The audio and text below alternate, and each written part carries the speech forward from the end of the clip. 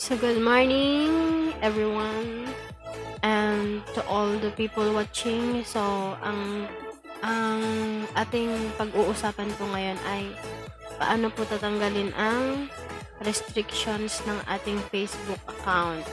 So yung aking Facebook ay meron pong restrictions.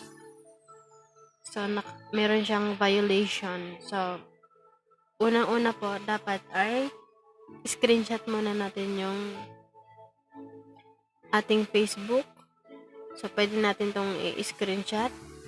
And then, yung monetization. Yan. And then, after po natin maklik yan ng mga policy issues. So, makita nyo na naka-growth at risk. Pupunta na tayo sa eligible to monetize pa lang tayo sa in-stream ads. And then, pupunta po tayo dito sa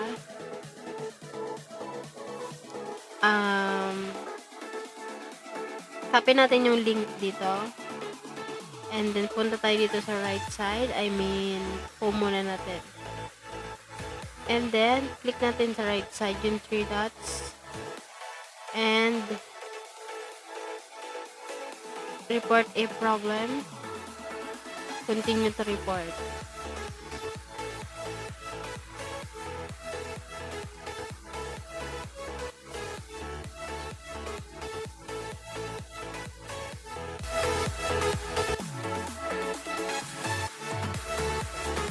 Kailangan natin mag-include sa report. So, ang i-report natin ay yung ating profile. Describe natin yung issue. So, nakopya natin yung ating link. Ngayon,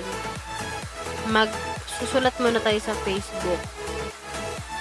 Dear Facebook team, please remove my account warning option from my Facebook account. Thank you, Facebook team, and God bless you more.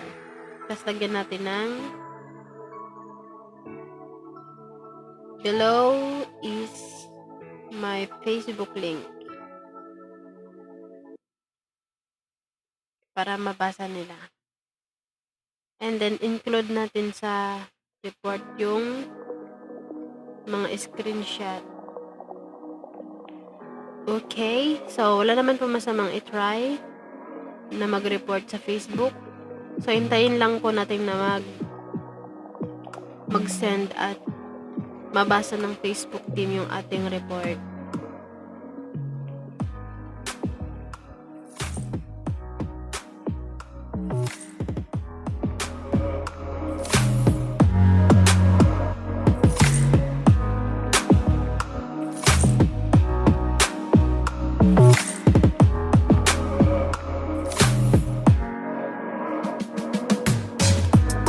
So guys, please mag-ingat tayo sa mga kino-comment natin para maiwasan yung restrictions ng ating account. Okay, thank you so much for watching.